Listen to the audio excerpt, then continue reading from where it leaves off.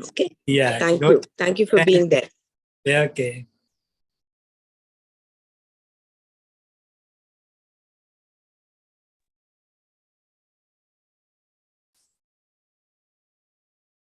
Hari Om Brahmaraji, may I start? Yes, please. You can start. Om.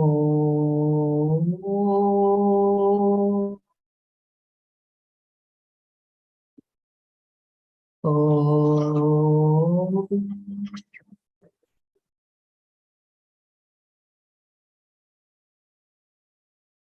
Om.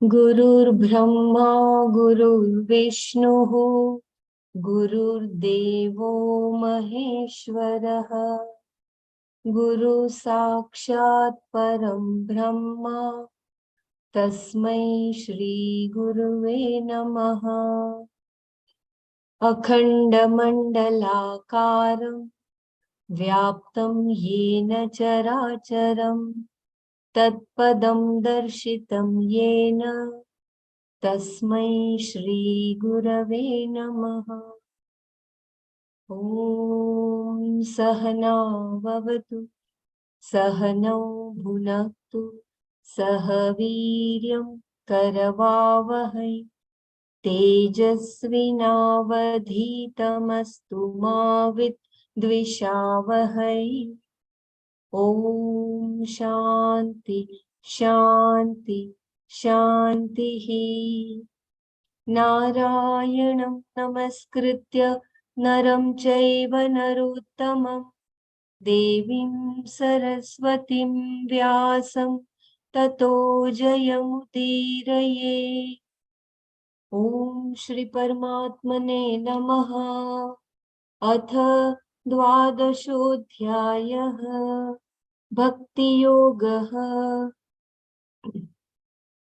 अथ चित्तं समाधातुं न शक्नोषि मयि स्थिरम् अभ्यासयोगेन ततो मामीच्छाप्तुं धनञ्जय अभ्यासेऽप्यसमर्थोऽसि मत्कर्म परमो भव मदर्थमपि कर्माणि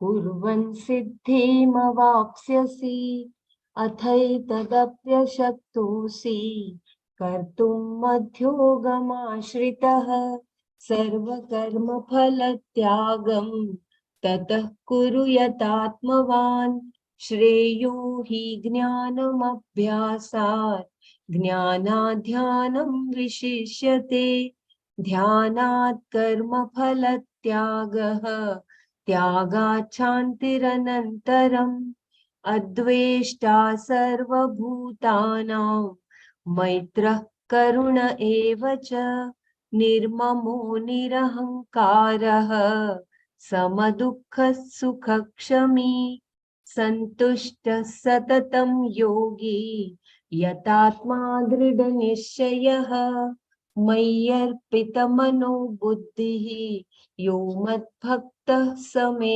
प्रियः that's it. Give me 2 seconds. I'll share the screen.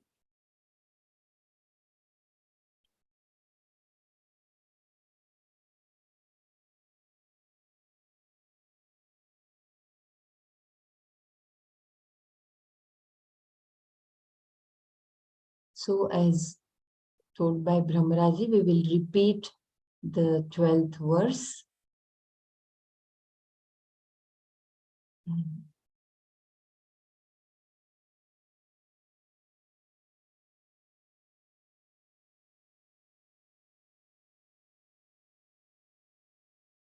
Okay.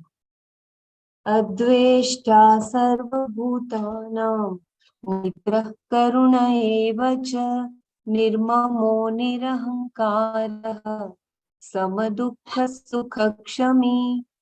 Adveshta, the one who has no hatred or ill.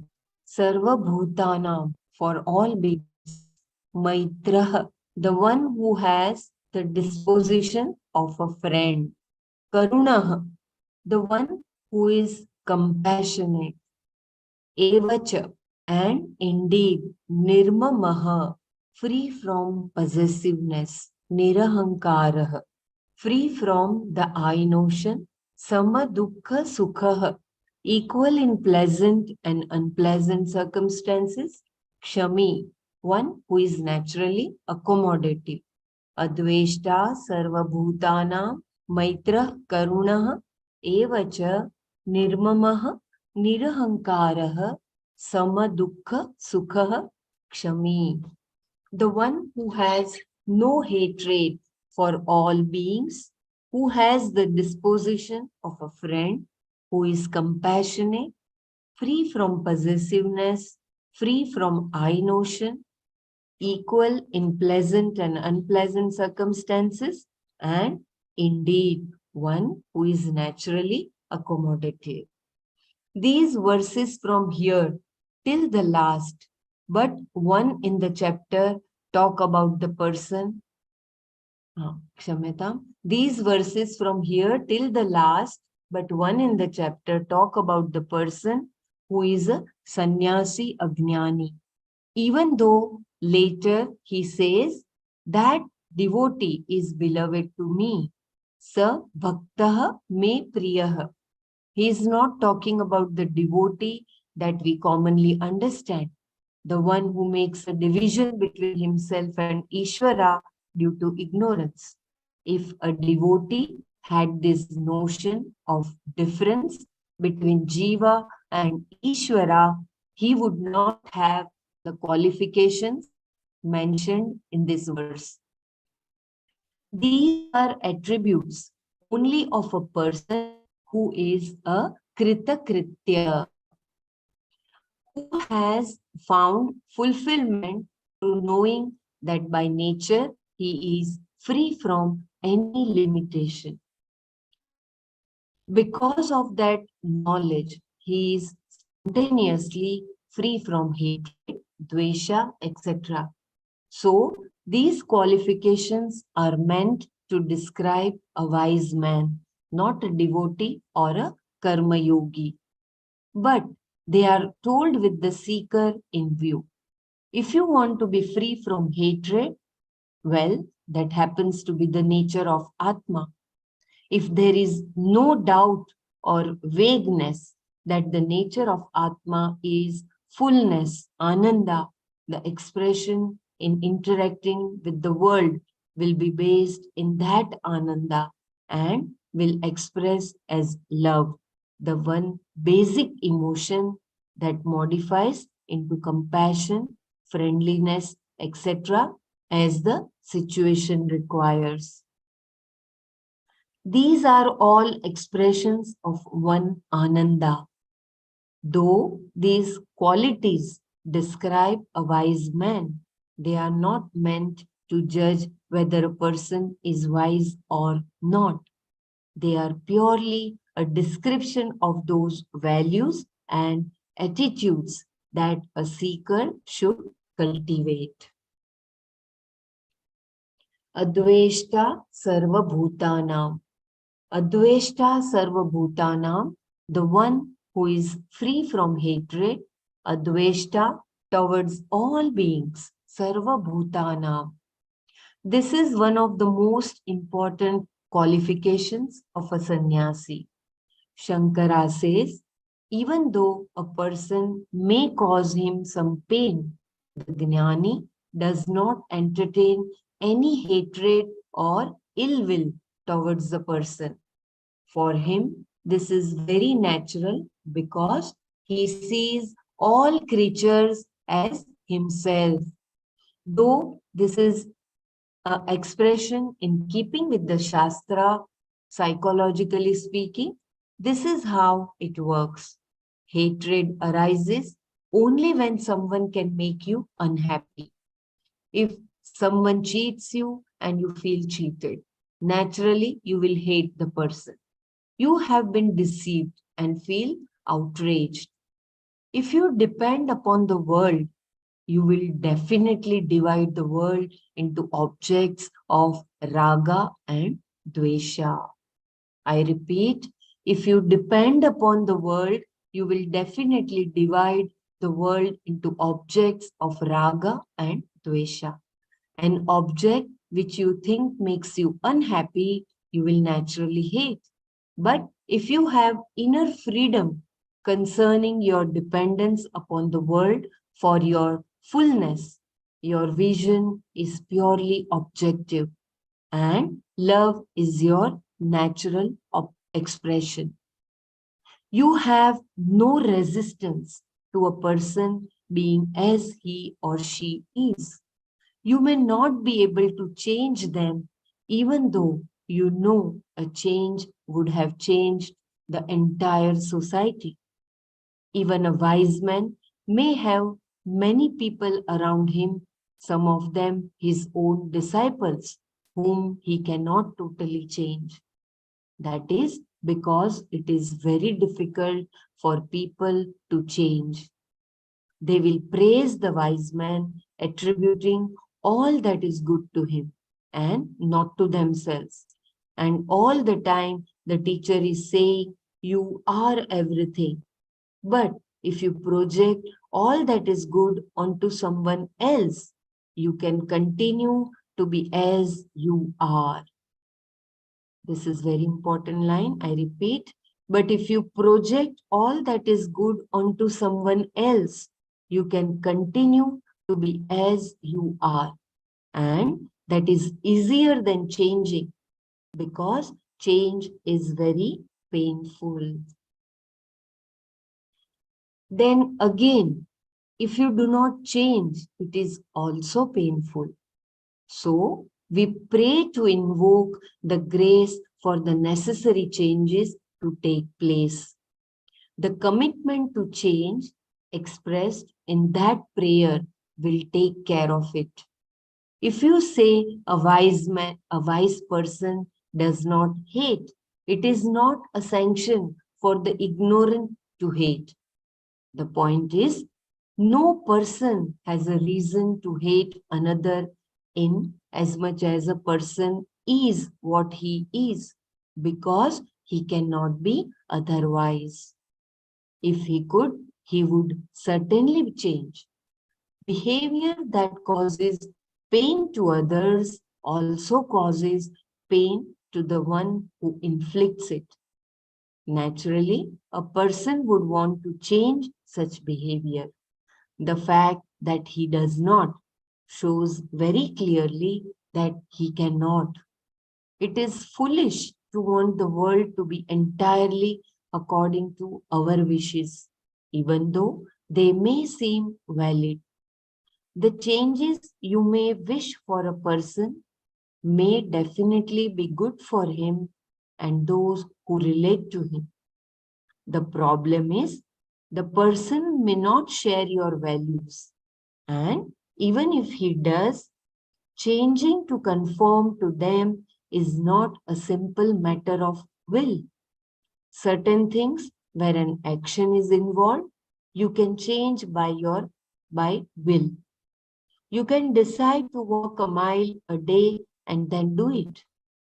You can always force yourself to do an action. But inner change is a different matter. Will only confuses the issue here. Commitment to change is fine, but by simply willing, one does not change. It is something like somebody asking you to love him. You cannot do anything about it. It is something that has to happen. Only by prayer can people hope to change. If you can understand that a person behaves as he does because he cannot help it, and if you see yourself from that person's point of view, you will find that you have to change. You will find that you have to change. We always think that the other person should change. Well, he is equally free to think that you should change. If you analyze it, you find that you have no right to will others to change. The maximum you can do is to change yourself. Then, if you really let others be what they are, you find there is no hatred. I repeat, then if you really let others be what they are, you find there is no hatred. Hatred comes, as I said in the beginning, only when somebody makes you unhappy. The truth is, nobody makes you unhappy. The problem comes from internalizing the behavior of others. If somebody does or says something disagreeable to you, you get angry. But if somebody complains to you of a headache, you do not get angry. And yet, it is the same situation when an emotional problem causes certain types of behavior. The problem belongs to the person. You are responsible for your own actions and emotions, not those of others. Only if you could control things could you be totally responsible for them. And since you have no control over your own emotion, where is the question of assuming responsibility for others' actions? If you have done something intentionally or unintentionally, you can own it up and make amends. When you are honest about your feelings, that is the beginning of change. You can make amends for your omissions and commissions. But what about those of others? How are you responsible for them? Yet someone else's omissions and commissions seem to affect you to a great extent emotionally because you at once internalize it. Certain behavior or words trigger old patterns of thinking like self-criticism stemming from your background. If you analyze it properly, hatred is meaningless for any person, leave alone for a wise man. Hatred and anger, etc., arise from a desire to control. Many people have tried to save the world, but in the end, they are destroyed, often by some microscopic creatures. The only change you can hope to bring about is a change in yourself. And because you are free, you can change, as can others if they want to. Everyone is a potential saint because saintliness is an expression of the nature of yourself. If you see this, you will find you have no problem of control or ill will. You have freedom and nothing to quarrel about, only pragmatism. What is possible, you do. What is not possible, you just accept. A person who understands this does not have even a small degree of hatred or anger for any living being. Adveshta sarva bhutana. Seeing himself as all, he is a free person whom nothing can hurt. Unlike the ignorant, he does not helplessly set up situations where he will be hurt, but sees that all situations are shining after him. This fact is very real to him, making him naturally free from ill will towards all beings. Adveshta sarva bhutanam. You cannot hate unless you get hurt, and you cannot get hurt unless someone can objectify you. Once you objectify something, you can do anything to it. including hurting it. But Atma cannot be objectified. Who can objectify the consciousness in which everything else shines as an object? A hurtful action is simply a karma which shines after you, who is a sangha. How does consciousness get affected?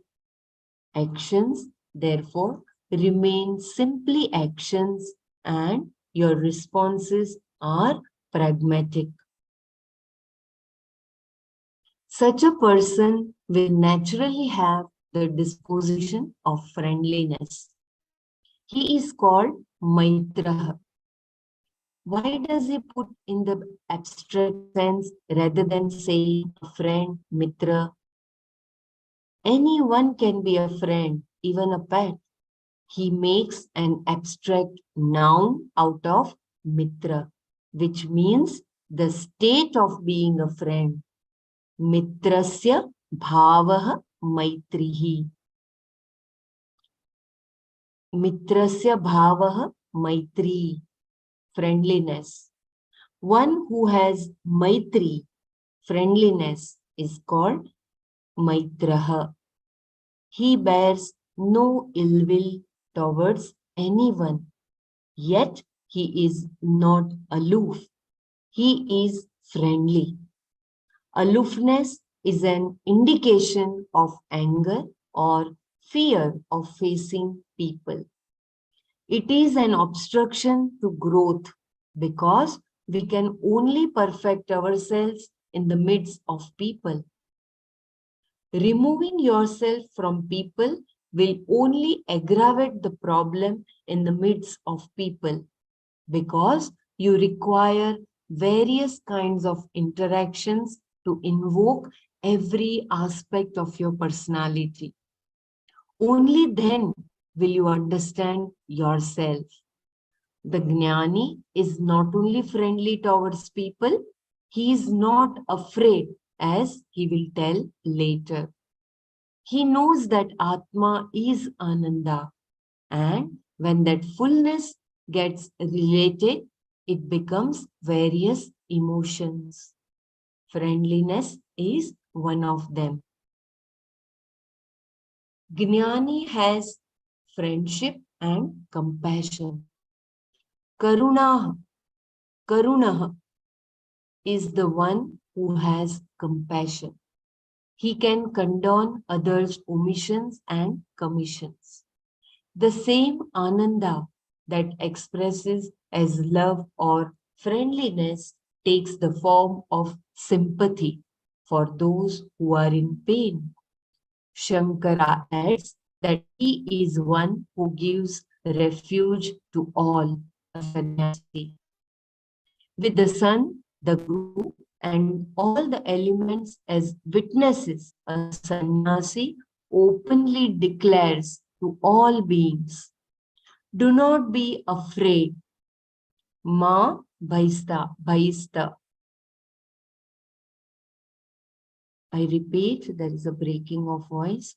With the sun, the guru, and all the elements as witnesses, a sannyasi openly declares to all beings, do not be afraid. Ma bhaista. Bhayasta.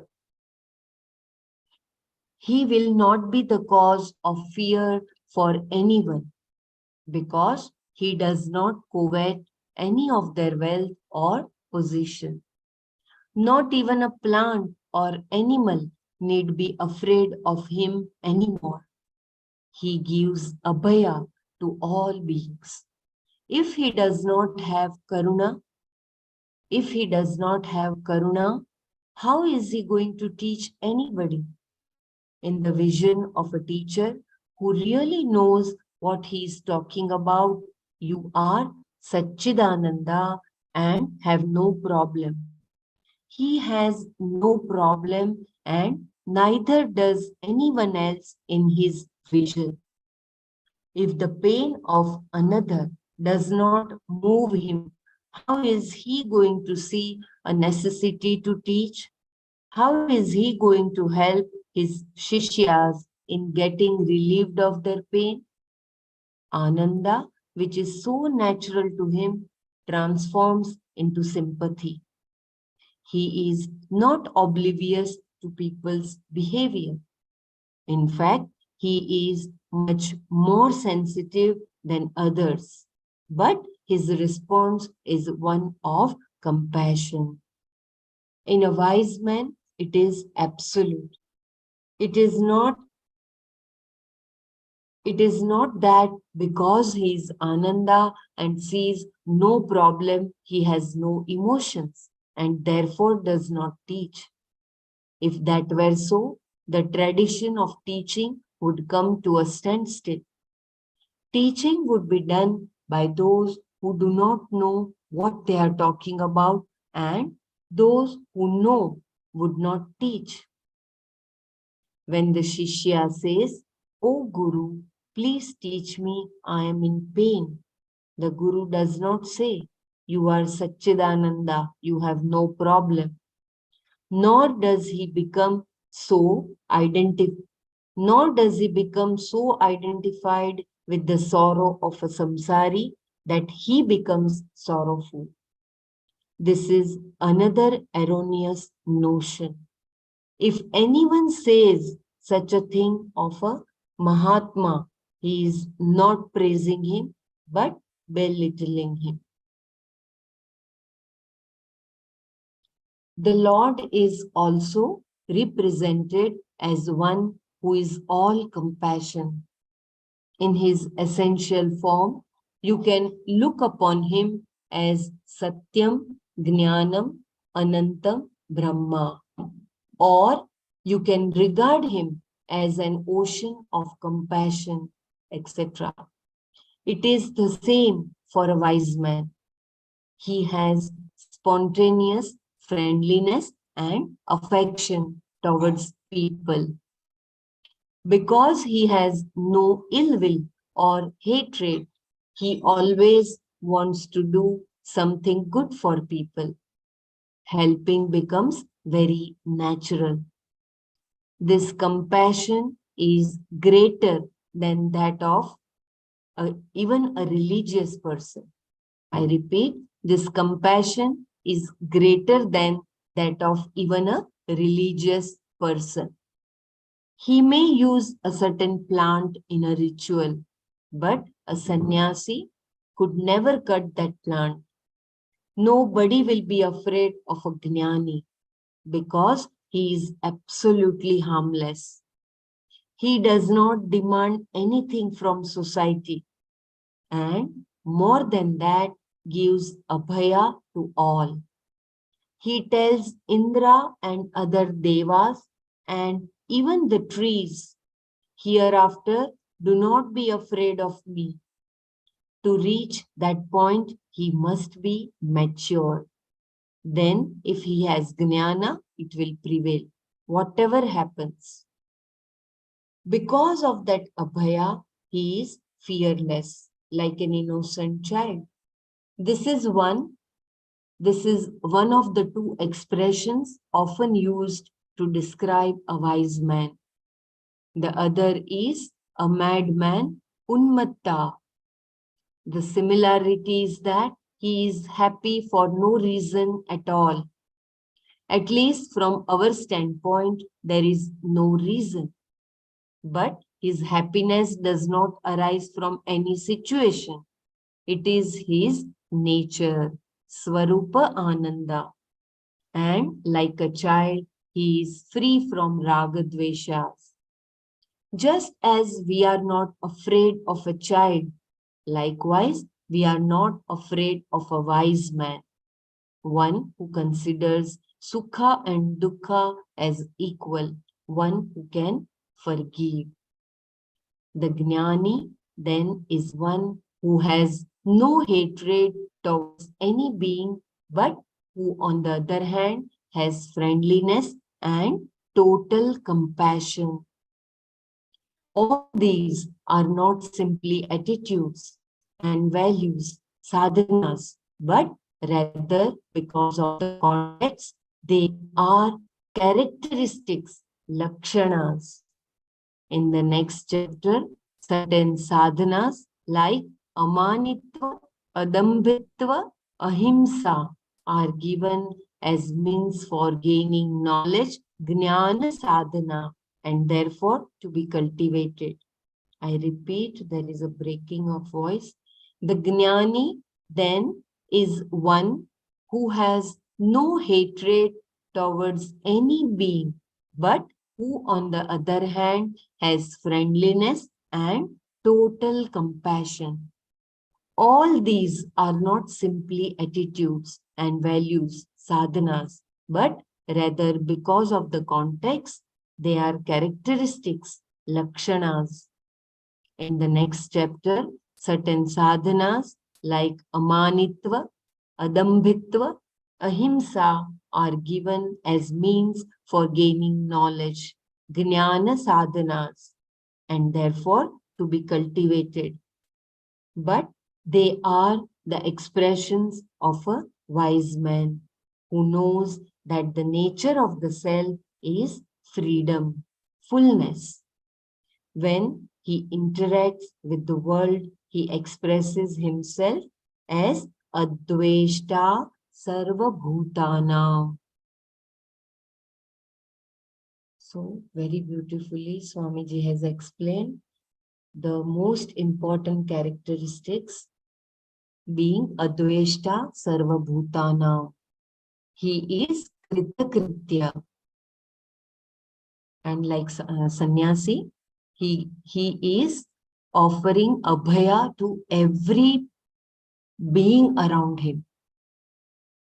And along with that, he is friendly and he has total compassion. Jnani. What is the meaning of Krita Kritya? I think we went through that before in some chapter. Yeah, I think it is the one who always has that gratitude, Krita Kritya. I do not remember Krita Kritya. Here also, Swamiji Yeah, has not given the meaning, only the word he has brought. Krita Kritya. I think maybe it is someone who does, but he does not do. Isn't in chapter 5 we said no? Pashyan Shrinvan Sprishan Jigran. All that is just happening through him, but he is not the doer. Maybe that is the thing. We need to check the actual meaning of Krita Kritya.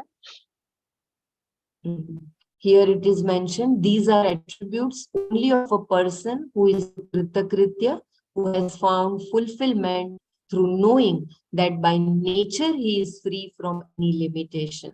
Yeah, as you said correctly, Pashyan, everything is happening as nature. Yeah, all this is Naturally. just happening, all these actions, karma is just happening in the consciousness. He is not limited by that. He's got that inner freedom.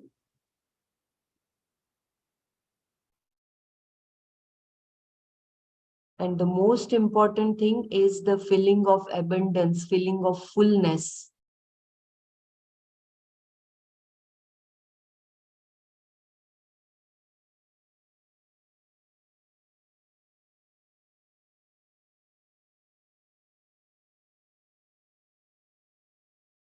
So it is better than even the religious person, as mentioned by Swamiji.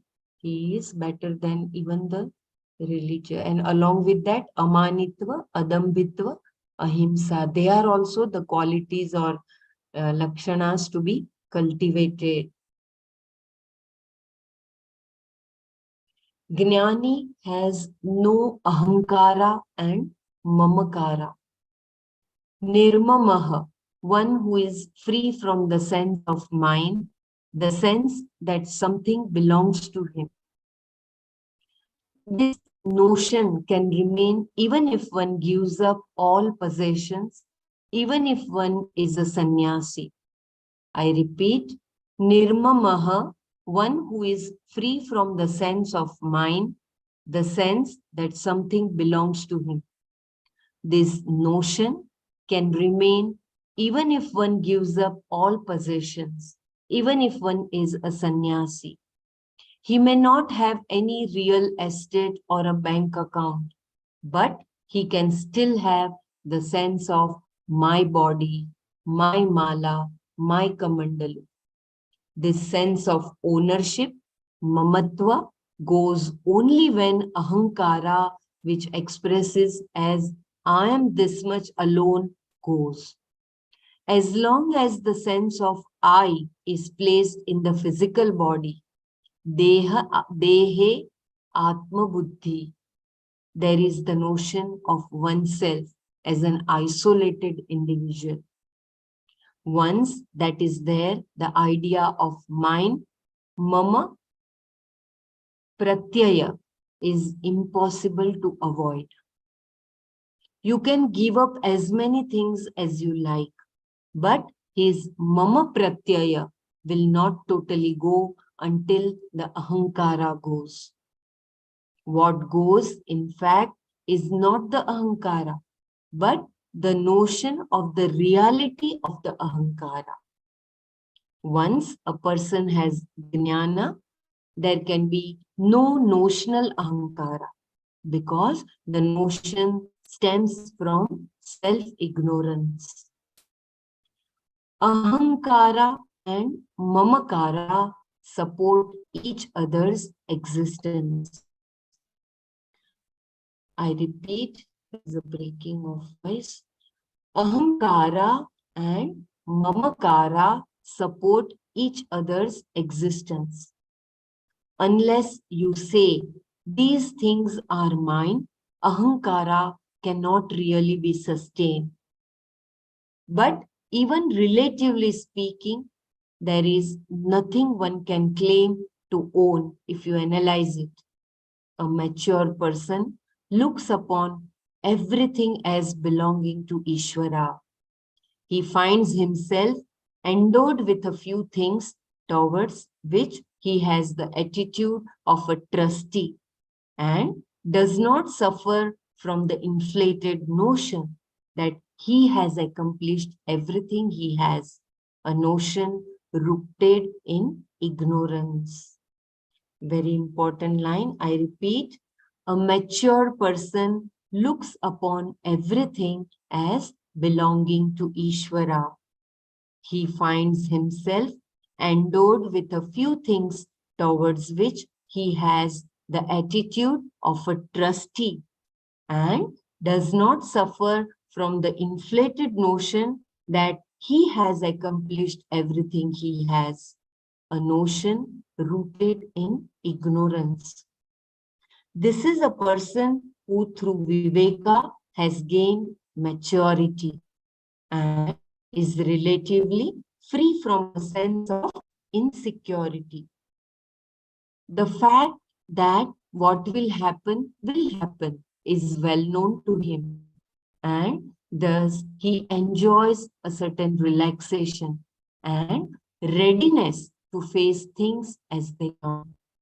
I repeat, the fact that what will happen is well known to him, and thus he enjoys a certain relaxation and readiness to face things as they come.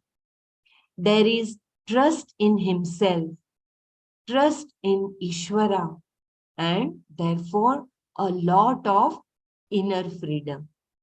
That is a mature ahankara, but still not enlightened. A kind of mamakara remains, though not to the degree we generally see in the people. He is a karma yogi, a bhakta. So beautiful. In this verse, however, the person talked about has no notion of I, aham pratyaya, as the body, etc., a notion that comes from self-ignorance. On inquiry, with the help of Shastra and the Guru, he has discovered himself to be free from being one physical body and sees that he is in fact everything. His vision is aham idam sarvam. I am all this. And therefore, the individual I sense has gone. This can only be a gnani, not a bhakta in the popular sense of the word, who is necessarily an agnani, because he makes a division between himself and the Ishvara he worships. That does not mean that a gnani cannot be a bhakta. As we have seen, he is included in the four types of devotees. The Artha, who worships only when he is in distress.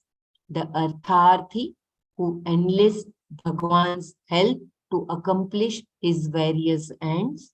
The Jignashu, who wants to know who is Bhagwan. And finally, the Jnani, who appreciates Ishvara as essentially non-separate from himself. He is, in fact, the only real bhakta because his bhakti is fulfilled. All the others are qualifying themselves to become real bhaktas. Though they are all dear to Ishvara, the Gnani, he says, is myself alone. Gnani to Atma Eva. That is who is being discussed here.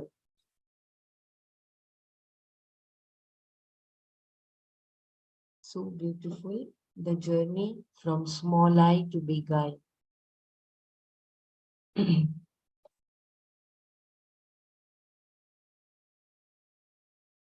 So from that small I notion, aham pratyaya to aham idam sarvam. I am all this. That will make a person a gnani.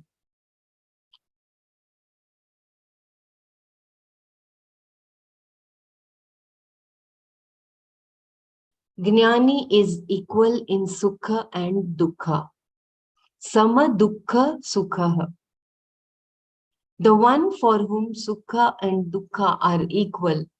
How can one be the same in sukha and dukkha when in order for there to be sukha or dukkha, the mind must undergo a modification? If you are to have emotional pain, your mind cannot be the same as it was when it was peaceful. It must undergo a change. Similarly, you cannot experience sukha without the mind undergoing a change. Yet, it is said here that this person is equal in sukha and dukkha. It looks like a contradiction.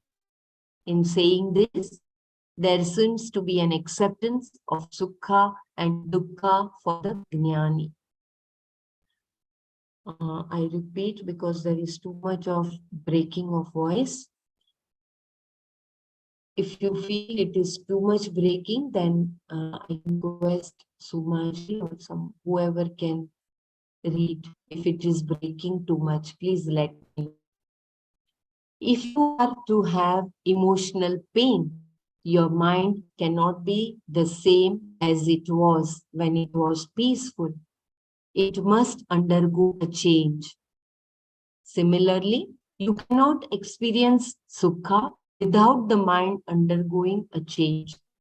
Yet, it is said here that this person is equal in sukha and dukkha. It looks like a contradiction. In saying this, there seems to be an acceptance of sukha and dukkha for the jnani. If he has these, how can he be equal? They both imply a change with which one identifies to say of oneself, I am happy or I am sad. There can be no sukha or dukkha without the I sense. Perhaps then, when the mind has sukha or dukkha, the gnani just witnesses it as Sakshi. But if he is a Sakshi, his experience cannot be called Dukkha or Sukha. There appears to be some difficulty here. We should understand that Sukha Dukkha means situations that generally cause Sukha and Dukkha, occasions that normally call for condolences or congratulations. If there is a death, we offer our condolences because as a society, we consider that death makes those who are left behind unhappy. Each society has commonly accepted situations that are a cause for sorrow, dukkha prapaka, or rejoicing, sukha prapaka. When such situations occur, a person who is sama dukkha sukha is the same, neither getting elated nor depressed, which is possible only when you do not depend upon situations in order to be happy. If you do, you are going to be emotionally unstable, elated when things are conducive for you, and dejected when they are not. This is not the case for the one whom they call Sama Dukkha Sukha. It is easy to say you should be equal to Sukha and Dukkha, but this is not a piece of advice. The point is that a person who is dependent upon situations for his well-being will be subject to emotional ups and downs. Very profound line. I repeat, it is easy to say you should be equal to Sukha and Dukkha, but this is not a piece of advice. The point is that a person who is dependent upon situations for his well-being will be subject to emotional ups and downs. And one who does not has discovered that the self is fullness, Purna, which therefore cannot be improved upon, and absolutely secure and timeless, being Satya Atma. Knowing that the self is Sat Chit Ananda Swarupa, he is Sama Dukkha Sukha. In situations that cause dukkha, not conducive to his comfort, he does not become a dukkhi. It is not a question of merely enduring a difficult situation. Anybody can do that. What is different about a jnani is that he does not become a dukkhi. This is not a matter for behavior modification, but a fact to be understood and quietly recognized, which takes inquiry. It is because of his jnana that he is equal, not because he is following a mandate. So beautiful. So it is not an advice. It is indeed you have to recognize that when you are subject to the situations, when you are dependent upon the situations, your emotional well-being also goes topsy-turvy.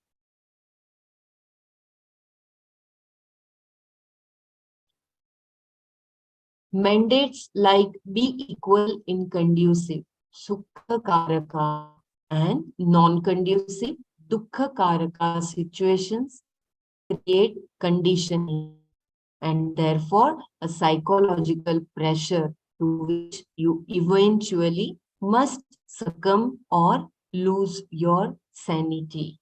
I repeat as there is a breaking of voice. Mandates like be equal in conducive sukha karaka and non-conducive dukkha karaka situations create conditioning and therefore a psychological pressure to which you eventually must succumb or lose your sanity. Therefore, even though such statements have relative truth, it is important to understand them properly. Mandates like Mandates like this create an ideal from which people necessarily distance themselves. The ideal is I should be like this, but the reality is I am not. And the greater the list of shoulds and should nots, the greater is a person's estrangement. Kshamyatam, the greater is a person estrangement. Kindly correct me if my pronunciation is wrong. Estrangement from himself. If finally one day you can drop these ideals, you will discover that you are fine. This is so beautiful for those who are perfectionist and they have, it should be like this, it should be like this. So I repeat this line. Mandates like this create an ideal from which people necessarily distance themselves. The ideal is I should be like this, but the reality is I am not. And the greater the list of shoulds and should nots, the greater is a person's estrangement from himself.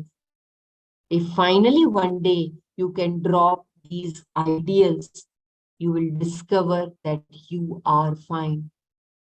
You can have goals that is different. But if you decide to achieve one goal today and tomorrow you choose another, it does not matter. If you want to accomplish something in 2 years, you plan for that. But it is not an ideal. Tomorrow, in the wake of new knowledge, you might totally give up the pursuit or extend it for another 5 years. That readiness to reshuffle your ideas and objectively face challenges as they come is sanity.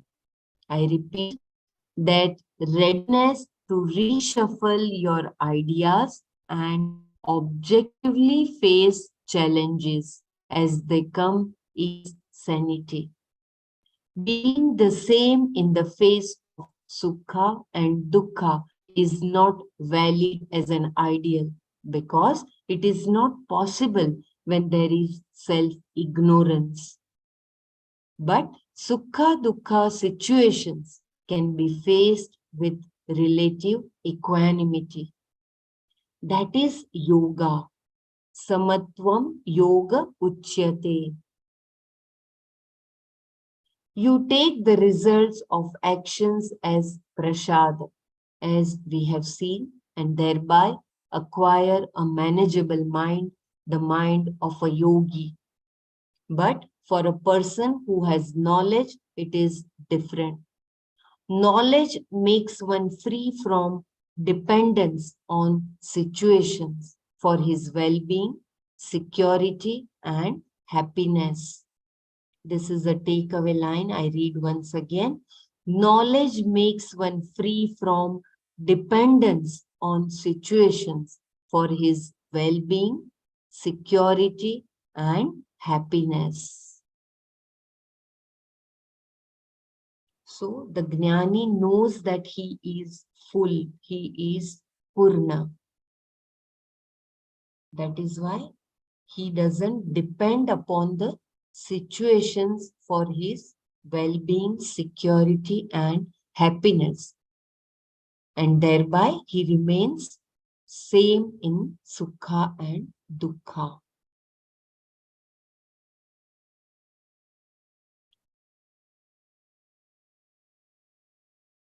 I think it was in Sthita Prajna, the Shitoshna Samadukkeshu, the one who can remain same in any situation. Jnani has kshama. If you want me to repeat anything, please let me know.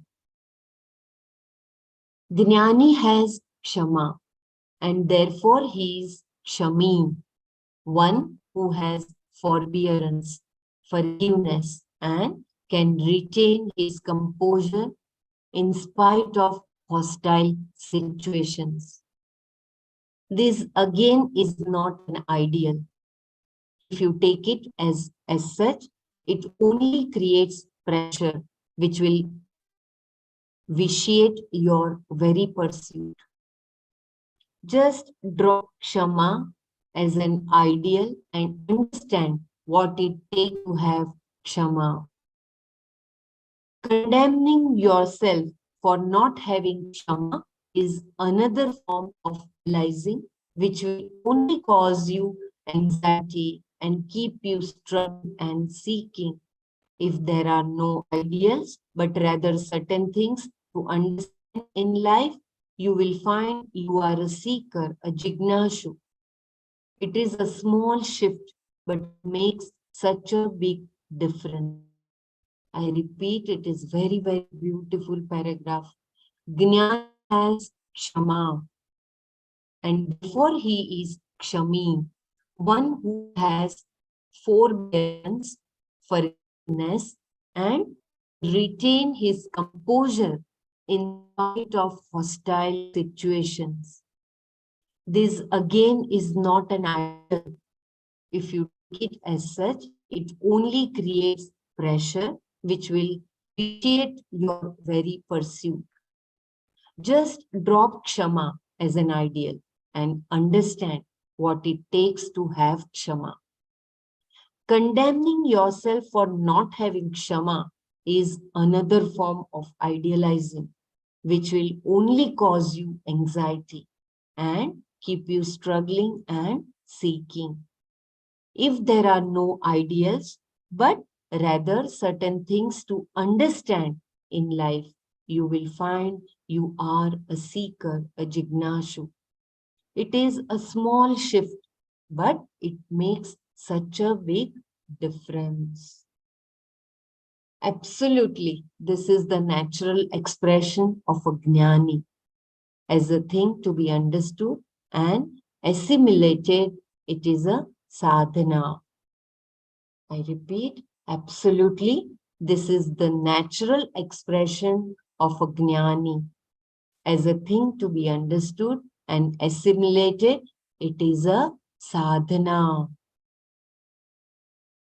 So to become a kshami or to have that kshama, you have to have the sadhana.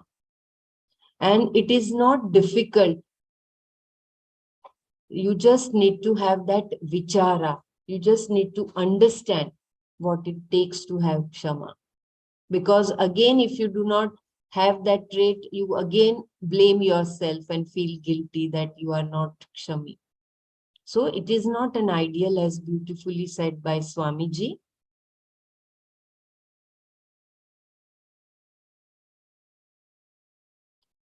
Can someone help to read Sumaji or anybody?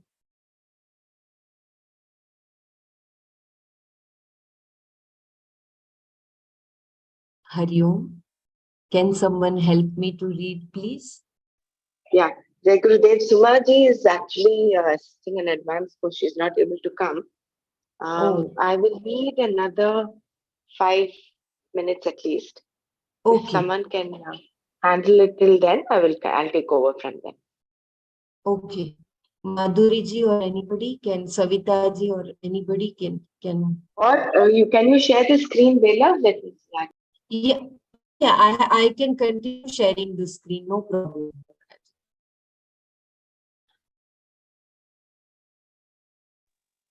Okay, I'll continue to read till Brahmaraji comes if there is someone. What is Kshama? What does it take to remain composed under all hostile situations? Only when you are ready for the worst is it possible. And the worst that can happen is death. I repeat, what is kshama? What does it take to remain composed under all hostile situations? Only when you are ready for the worst is it possible. And the worst that can happen is death.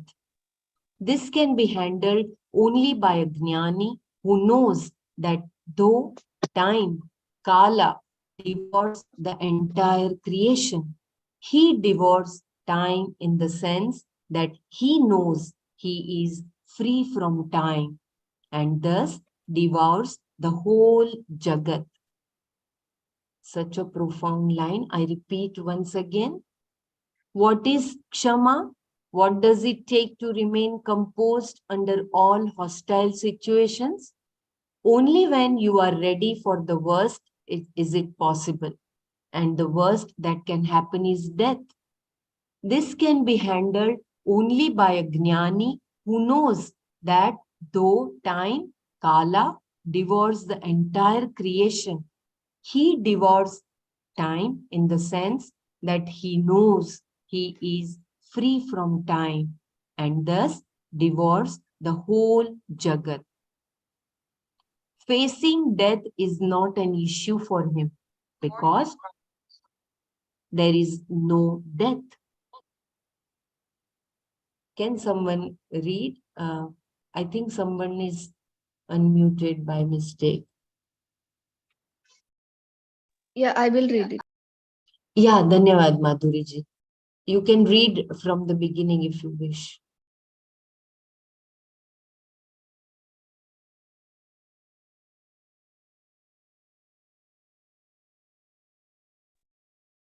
Yeah, from where to read it actually?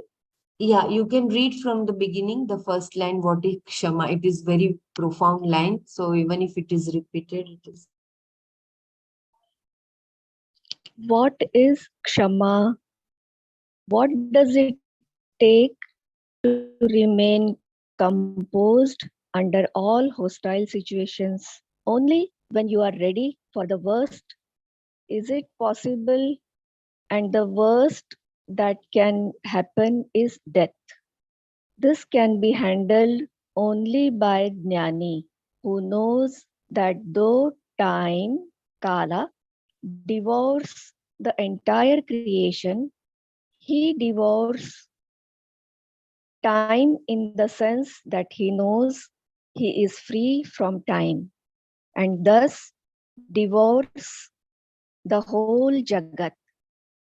Facing death is not an issue for him because there is no death. Am I supposed to take a pause? Anybody wants to ponder over it or say something? If you say the body dies, he will say it is dying all the time. The cells are constantly changing, and since the body is objectifiable, its nature is to be destroyed. Drashta nashta swabhavaha. It is not going to die on one particular occasion. It is always changing. The mind is also constantly dying because a thought is always momentary. Kshanika. Atma, on the other hand, is not subject to change because it is not subject to time. Therefore, I doesn't die. Right at the outset, Lord said, Nasato vidyate bhavaha, na bhavo vidyate satah. There is no independent existence for the apparent, and Atma, which is existence, Sat, doesn't have abhava, non existence, which means that it never dies. What dies alone is dying, and this is generally accepted. Only if I dies is there a problem. When the sun sets, we don't mourn. It's passing because we know that it is the nature of things to change. Once you understand the nature of something, you don't expect it to be different.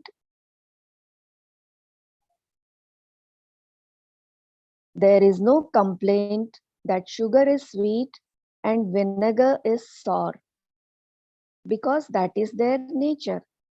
The body is changing and so is the mind. It is their nature, but Atma never changes. Again, because that is its nature.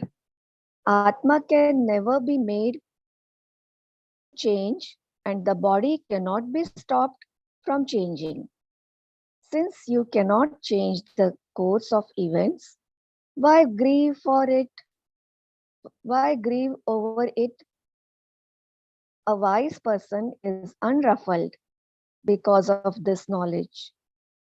Even if a jnani is physically injured, he understands that only his body is harmed.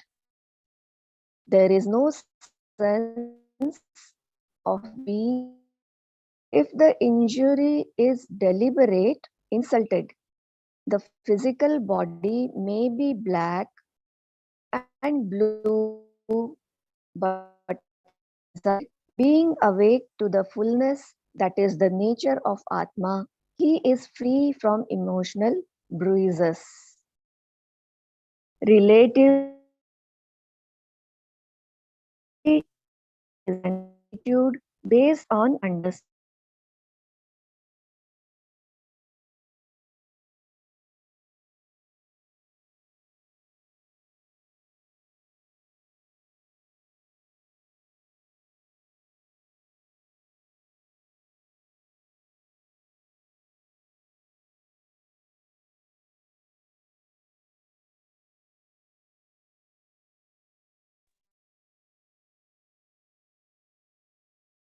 I cannot hear you, Madhuriji.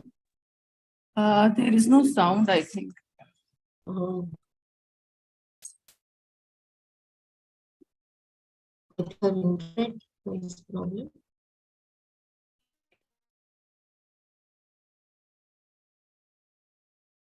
I think she has an internet issue.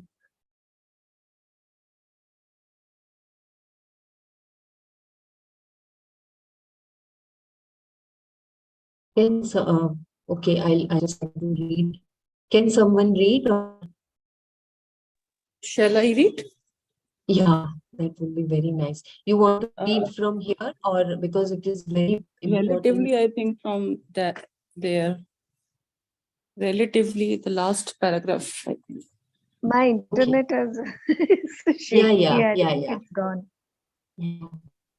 We can repeat it. It's very Yeah, very, very beautiful and very important to remember and understand.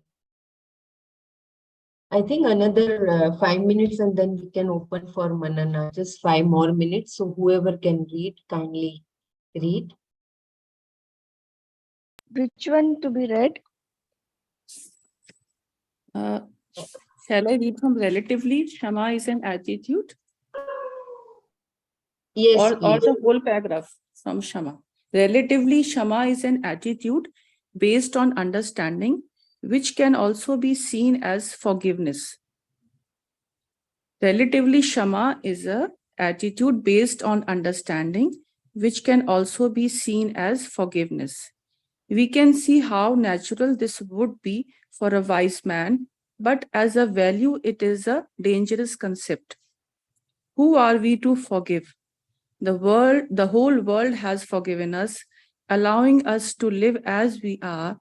This whole notion of forgiveness just creates distance. There is nothing to forgive. Again, we only have to understand one another. All of us are different because of differences in our thinking and backgrounds, and are all in the process of maturing. If you understand that, you will find that nobody is bad or good. If you understand that, you will find that nobody is bad or good. Therefore, Shama means one who is naturally accommodative. Shall we stop here, or I'll just read this shloka? Okay.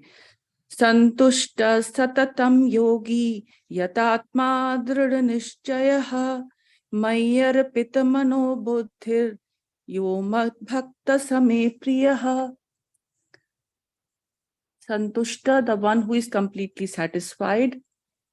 Satatam, always. Yogi, one who is united. Yatatma, who has mastery over his mind. Dhrud nishchayaha, whose ascertainment is firm. Mai arpita mano buddhi, whose mind and intellect are resolved in me.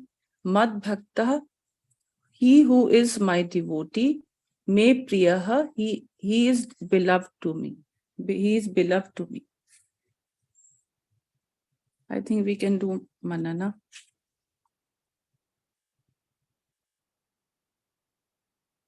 Yeah, we can just read that. If We you just can had one 12, shloka today, right? yeah, 12th shloka. Yeah. Very 12, beautiful. Yeah. 12 or 13? 13, madam. 13. 13, yeah. Yeah. Adveshta sarvabhutanam maitri karuneva cha nirmamo nirankara samadukha sukha shamihi. The one who has no hatred for all beings, who has the disposition of a friend, who is compassionate, free from possessiveness, free from I notion, equal in pleasant and unpleasant circumstances, and indeed one who is naturally accommodative.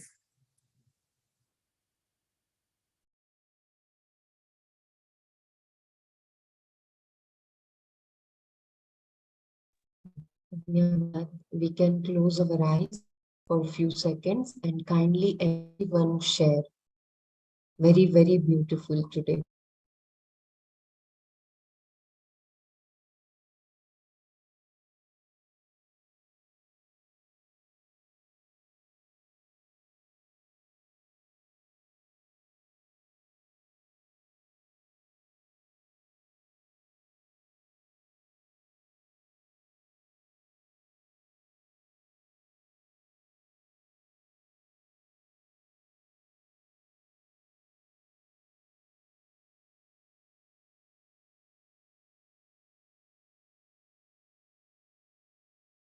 Yeah.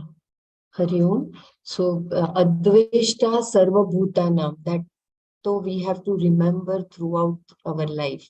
Advesh, the one who has no hatred or ill will for any being. He's always having compassion and friendliness. And the one who remains same in any situation, whether it is painful or happy situation, joyful. In all situations, he remains same. And the most important, Kshami, the one who has that beautiful trait, Kshama, accommodativeness, very, very important to inculcate in our personality, forgiveness. Yeah, please share, everyone. This was my little understanding. Kindly share, because everyone has a very different and beautiful perspective. So kindly share your takeaways. I was thinking about that the same sambhav in dukkha and sukha. It is like it's said so simply, but it's very so much of labor is required to achieve that state, as we were reading. So I think that until unless the one is not on the path of a karam yogi, one cannot achieve this state. This is like this is proved rather that you have to have that uh, bent of mind or that way of living. Only then that can you reach that state, and it is a very high state of living and very difficult to achieve also. So all the activities which we do uh, on a daily basis, like the spiritual practices, including all this knowledge, then seva, then puja, and of course our daily interaction with the people, that slowly as we are working upon and thinking over uh, what wrong I have done, where I have to correct myself every day, that would lead to that antakarana shuddhi. And as the antakarana shuddhi would be there, uh, your you have that sattvic way of living. So your physical and mental being, you are in that meditation also. The morning rituals that we do, we go for meditation. So that antakarna shuddhi and antakarna nishchalya. Am I right, Belaji? Antakarna shuddhi and antakarna nishchalya. It is related to the meditation, what I remember a little. So it is that both aspect of our living, spiritual plus this worldly life, how we handle both of them, that slowly these changes will have like the subtle changes will be happening, which we ourselves also don't find out easily. They happen very slowly. There was a shloka in which chapter we were reading, 13 or 4. Which one was it? Shane Uparamed, which was that, which Nanaji took that. Is it for 14, I think? Shane Ruparamed, that shloka. So it is that is how one have to have patience and with an alert mind, and Ishvara Arpana Buddhi. There's a lot of things like you. It's just a accumulation of so much knowledge that, but it happens it happens spontaneously rather. You don't have to think it over. It is that subtle change happening that you yourself don't notice it. Everything keeps on flowing, just like small rivers, they flow into ocean. Similarly, the things which are changing, they change in such a fashion that you yourself do not get aware of. Like your food taste would change, your reaction would change, your anger would be lessen, your forgiveness would be more. This is how I was analyzing it while we were reading this. Yeah, Jai Gurudev. You can share. I feel that when we became teachers, we were given a book, Walk Like a King, Serve Like a Servant. If we can even go to the extent of saying that I would like to serve my maid servant who comes to my house, some of the tasks that she may have to perform, let me complete them before she comes. Are we serving like that? Then probably that I am not the doer, the doership would drop. That was one part of it that I thought about. The second is always when I've been taking depression cases, and what I first tell them to do is first they share their story with me. I sit behind them and I'm like a counselor. So I just listen to their story and they go on and on. Wherever they stop, I ask a pertinent question. So it triggers them to start talking again.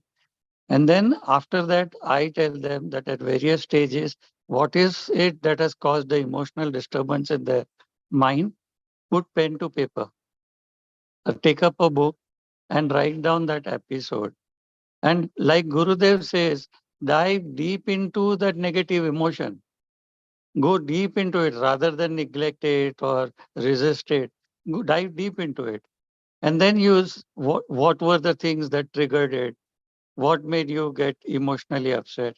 If you put it all down in paper, maybe you will find your own answers. And what you have also done is you have transferred it from your mind, you have emptied your mind, you have made it hollow and empty, and transferred it on the paper. When you look at it, then you may be able to find the solutions. So deep diving into your negative emotions is one of the things, if at all they are triggered off. And I'm speaking really from experience that I gave to a devotee during Silver Jubilee. I invested money with him to the tune of 47 lakhs. Any person who has had such a big loss would think in terms of suicide. It didn't affect me at all. Whether I get a 20 lakh lottery or a 40 lakh loss in business, I don't lose my equanimity. Such is the, I don't know, that mental prowess that Gurudev has given to me. And it has come only through years of doing karma yoga, probably. I neither had at that time, I repeat again, I neither had this kind of knowledge nor the wisdom. I simply had skill sets which were developed during my experiences everywhere that I went. So, A, I am not the doer. Dive deep into your own emotions to get wherever out of that sticky situation, if at all you have to. At all costs, we have to, as at least as teachers, we should have that mental equanimity. And yet, if we get disturbed, the knowledge is always there. Like I came back to this knowledge, it has done me like such a world of good over these 2 years. I really thank Nanaji and Dr. Brahmra for this wonderful knowledge. And look at them, the way they have served. Like even when Gita chapter 1, chapter 2 we do, and Dr. Brahmra puts it on the internet, on our mail, she also puts it in the group. But somehow, somewhere, somehow we tend to delete or something. Again, she'll take the trouble of putting it when somebody requests it from chapter 1 to 5. And that is service. She doesn't get angry. She doesn't scold us or anything like that. She just puts it, okay, okay, this is something that is happening. If we can go back to the people who have caused us any issues or challenging situations, if we can also be like that with them, just serve them, then probably, and I really don't operate. I really, in this class also, I say, treat me as a student. Maybe what I've said may not be all correct also. I'm also a student just like one of you. It just don't come from that, okay, I'm an advanced course teacher or anything like that. I don't have that at all. This is something that I realize that, okay, Dr. Brahmra is far superior in her knowledge or chanting everything. And maybe she's heading the group. So and that's it. I accept it totally. That I don't have that kind of knowledge base that you people have. Y'all have been through Gita earlier. I've just been on translations all my life. Everything, whether it be Yoga, Vashisht or everything. It's now that the Sanskrit is coming into the picture and making a difference. Jai Gurudev. Actually, Percy ji, you were living the life of Karma Yogi from your journey beforehand only. Like you started very early. So as you were in that role, you were doing all that sattvic things. So it was that Ishvara grace was there when you achieved that state. We read in this chapter only, which shloka I don't remember. It was like where we were talking about the grace. It was which shloka? It was 8th shloka. Shloka 8, which says that, I'll just turn over. Tesha maham samudharta mrityu samsara sagarat Bhavami na chirat partha maya veshit chetasam. This shloka in this Ishvara grace was described. So it says that Ishvara grace is nothing but providing opportunities for teaching. I'm reading from this text because as you were saying, this hit me and I remembered this, that we read this. So it is, once you have all the proper attitudes, you require only an opportunity to be told that you are Brahman. When you are no longer in the hands of Raga Dvesha, you have Antakarna Shuddhi, the result of Karma Yoga. And as a result of Upasana, you have the capacity to apply yourself. Then all you require is teaching, which you are getting now. So you have attained this. That is why you are given a platform so that this teaching reaches you. So the teaching also will be given by Bhagwan through Shruti. So this is the practical thing which is happening today, as you are saying. And once you are ready, you will have your teacher that automatically comes next. It has to work that way. So then when these qualifications are there, what is taught becomes real. So this is what, like, as you were reading it, I remembered this because I was reading it yesterday, the previous shloka, and it was so true. So the knowledge is given only when, and you perceive or you understand that knowledge only when you have acquired it, to have you reach that stage. So you have reached that stage, you are giving a platform. This is all arrangement done by Ishvara, Dr. Brahmra, Dr. Nana ji. They are the medium for all of us. So it is not like nothing can happen without his grace. So we are blessed that we are a part of this. Yeah, thank you. I just want to add here, like in the earlier days when we used to go for Navratri to the ashram, imagine Gurudev checking each and every water tank. Number of devotees were less earlier days, 20 years back. But imagine he going between 2 and 3 in the night when everybody has gone to sleep. That has the watchman forgotten? People should not have lack of water. They should not suffer. It's Navaratri. People come fully bathed and clothed for the religious ceremonies to be performed. So he checks each and every tank. Can you imagine? There is no doership in him. And then when we are putting in a room meant for 3, we are putting a 4th bed to accommodate one more devotee. We are taking the mattresses. He is coming with a mattress and also putting it in the room. He is serving with us side by side. At least during those days, I have seen him doing it when I was doing accommodation, this duty, service, seva. And the same thing in the kitchen, people said he came there also, he hugged people and vegetable cutting and all that. Throughout the night, you have to cut vegetables because morning you have to serve breakfast and then lunch and all that. There's no time in between to cut the vegetables. Now the kitchen has expanded and TVs are put up, so you while watching the ceremony, you can do the cutting also. Like, but that was not there earlier. TVs were not there in the kitchen and all, where you could watch the ceremonies, yagyas being performed, homas being performed. So he has been there in the middle of the night serving with us. And then why should we hold on to doership is what I am saying. I mean, there's no question of it. Such a master revered all over the world in 180 countries. He's sitting next to who's the who of on the world platform, politicians, religious heads, etc.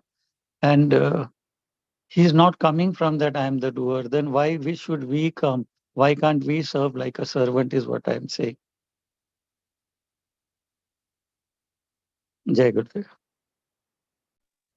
Yeah, Very thank you, Gurudev. beautiful. I think Lovelinji has mentioned the process of hate very beautifully. She's mentioned in the chat that it's handling our own mind. It is not something that someone said to us that makes us hurtful. It is our own mind and our thinking, and that is exactly what we need to. Because if there is No one can make you unhappy. Same thing with sukha and dukkha. When I was listening to this, what really hit me was it should not be like a concept. Oh, you should be equanimous in spite of happy or sad situations. Then it'll only become like a mandate. You'll only tolerate it through. Rather, it should come from a deep sense of understanding. And that is how a jnani is. He understands that sukha and dukkha are part of life, and he has that atma anatma viveka. And out of understanding, when that comes, then that is more sustained, and that is liberating. Otherwise it only becomes like a concept. Same thing with compassion, same thing with maitri, same thing with the adveshta, this being, not having any hatred. If it only remains as a concept, you're only imposing it upon you. But if it has to become a natural tendency, a natural virtue, like it is for a jnani, it has to come from a sense of understanding. And for that understanding, we have the Shastra and all of this. So we know what the self is, what non-self is. So that this vichara is very important. Which is why I think somewhere Swamiji had mentioned, rather than just ask, who am I, which is fine, that is an inquiry, but inquire with the background of what the Shastra tells you, who that I is. Otherwise, it will only remain as a concept. Jai Gurudev. Jai Gurudev. As rightly said, when you go through negative emotions, introspection is very much needed, as Percy said.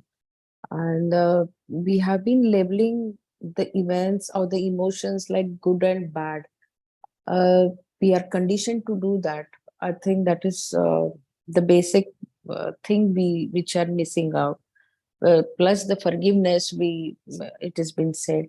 So when we include everything and take it just as happening, life will be so much easier to live. And that labeling has to be stopped. Like even Persiji keeps saying this, prejudice, we have so many prejudices against so many things, good, bad. That's where I have to work on. Jai Gurudev.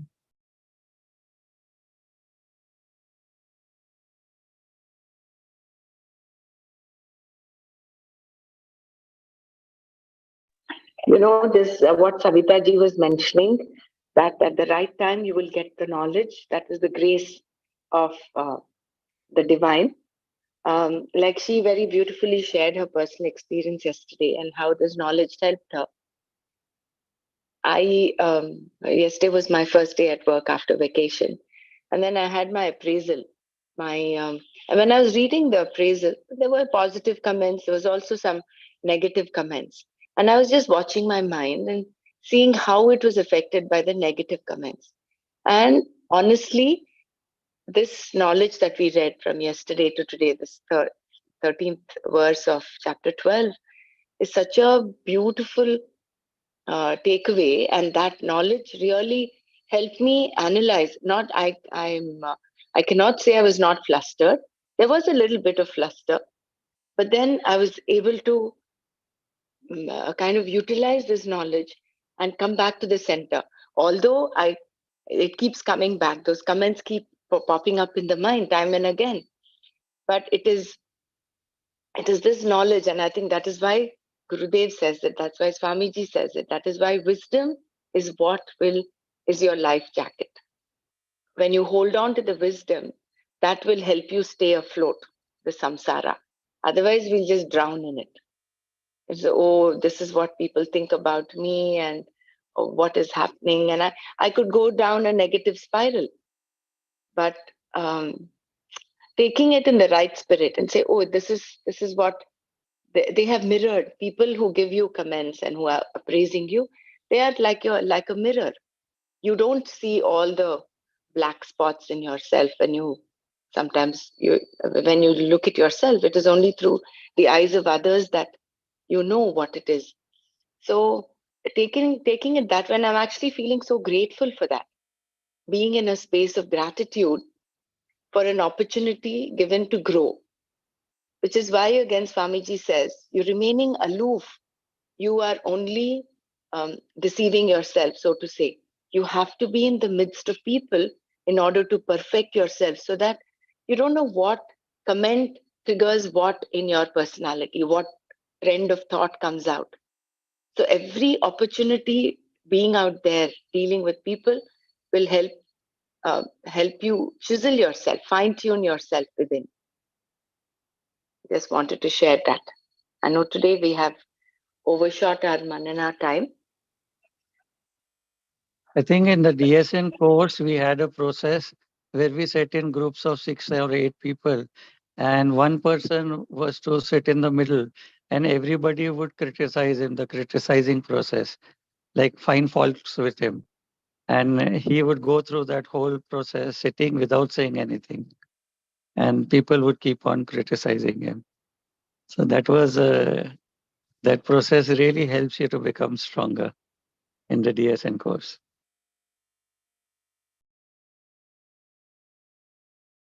Though we have been reading this knowledge, like don't be football of others' opinion and all, but at that moment you do feel hurt, isn't it?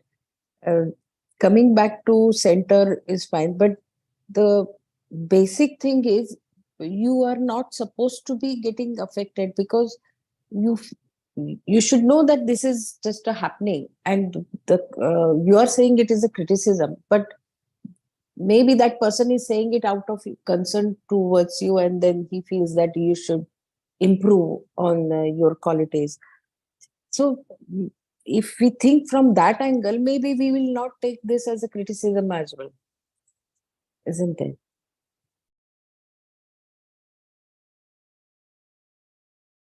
That's why it's called constructive criticism.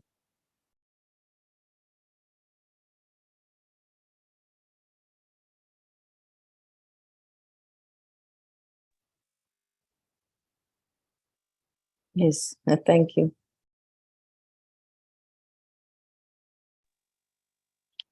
Today's every discussion is so, it will miss, we need to have days to really ponder over it and apply it to in our own lives. That's what I felt. Everybody's contribution and everybody's uh, manana is so powerful actually. Here, one thing I felt that Gurudev always says, just keenly observe how these three different dimensions are for your body, for your breath, and for your mind. They are totally three different, distinct things. So I think here the Atma Tattva, and how the body is every moment it is dying and it is changing, and Atma Tattva is all the time constant. So that kind of pondering or contemplation will also help us to go into witness and see everything happening as a drama. Jai Gurudev.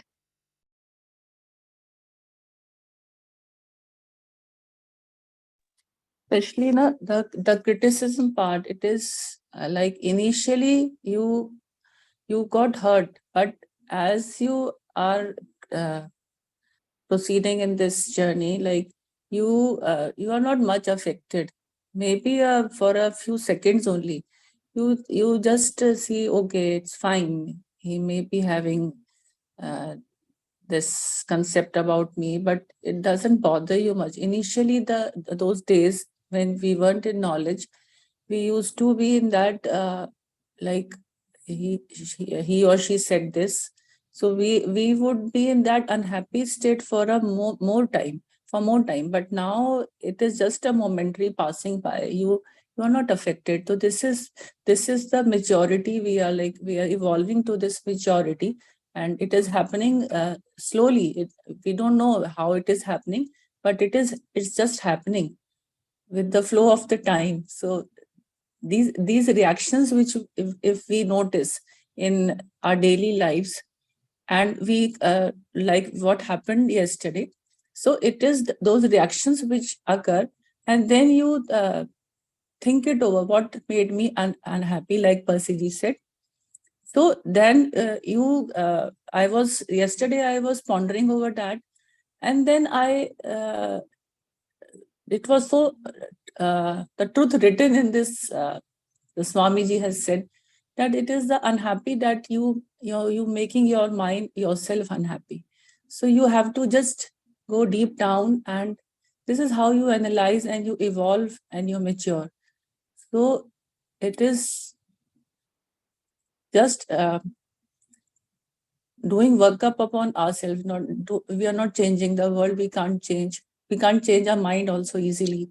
So it is a just a homework we have to do on daily basis. Jai Gurudev.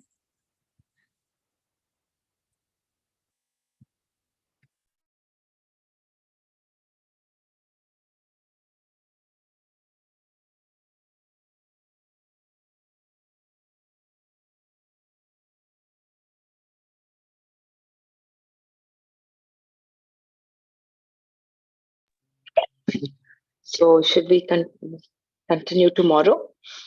We'll conclude here. Om Loka Samasta Sukhino Bhavantu. Om Shanti Shanti Shanti. Om Tat Sat Shri Krishna Arpanamastu.